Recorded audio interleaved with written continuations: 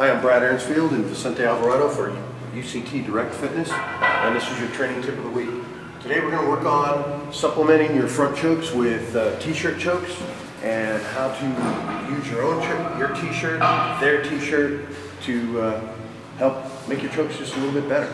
On the first one that we're going to cover is using my own t-shirt on the front choke. Everybody knows the guillotine choke or the front choke and wrapping up the head. Well, there's a good way that I can supplement this choke using my own t-shirt and allow me to have a free hand. So first thing I'm going to do is I'm going to set up the front choke or the guillotine choke the same way. Reach around the head. It's going to allow some space right in here, but just so that you're ready to set this up, I'm going to grab hold of my own t-shirt and I'm going to pass it to this hand right here. So grab it right about center chest or upper left chest level in this case. Pass it to this hand, grab it and thumbs out. Now I can start to apply it. It's a nice extra choke. Bring your hips forward and complete the choke. So once again, I set the guillotine up the same way. I pass the head. I allow some space here with my hips. I grab a hold of the t-shirt, pass it to my own hand, start to apply my hips. Now I have one free hand that I can protect myself, and I can use it to escort, or I can control his body with that hand. Okay, on the next one, what we're going to work on is using their t-shirt to supplement your choke. Now, on this particular choke, I want to get to his t-shirt. Doesn't matter how I close distance. If I'm using punches to close distance, or I use a body shot or a body tackle to close distance, I need to get in this position right here.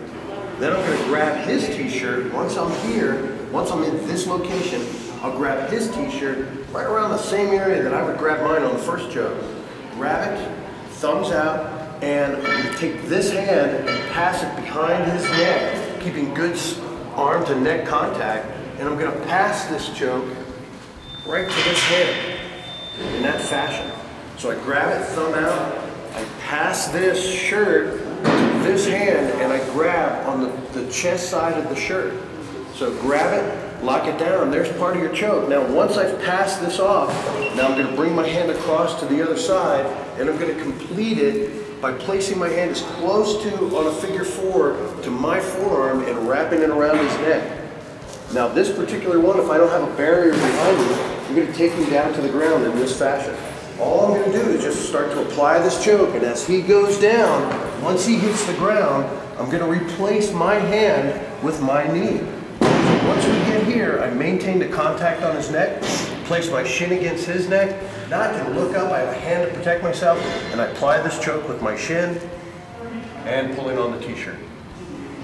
Now using this same choke, doesn't matter where I'm at. Doesn't matter if I'm in the guard, doesn't matter if I'm in the side mount. I can use this when I have a barrier behind him, whether it's a vehicle or a wall or anything else, as long as I can keep him isolated against the wall. I close distance the same way.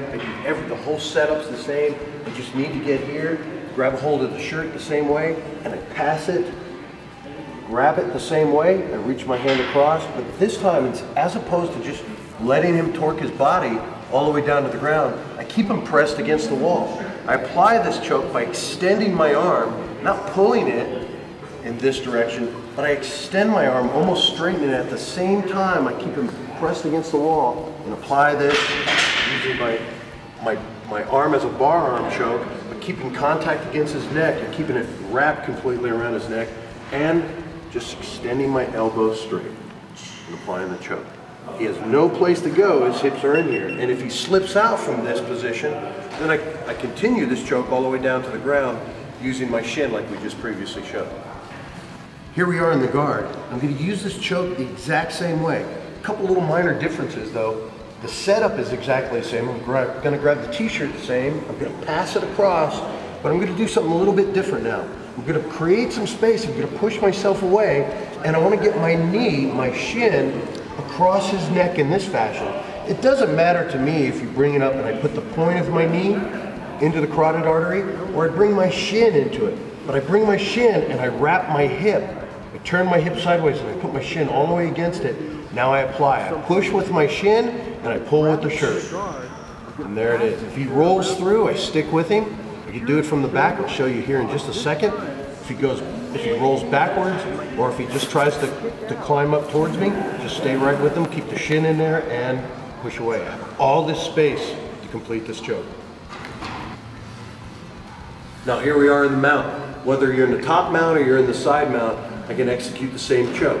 But the setup's all the same, and I'll rotate off his body. I like to hit it from the side mount. I can hit it from the top position. Right here, I grab it, secure it the same way. He doesn't have any place to move, just like I have him against the wall. I apply it the same way. So there's my choke. Or I can switch off into the side mount, and now, just like I had him on the ground, I keep him pinned chest-wise. I apply this technique whether I transition from the full mount or I enter from the side mount, pass it the same way, transition, bring the shin up, and complete the choke. This is Brad Aaronsfield, Vicente Alvarado for UCT Direct Fitness. This is your training tip of the week.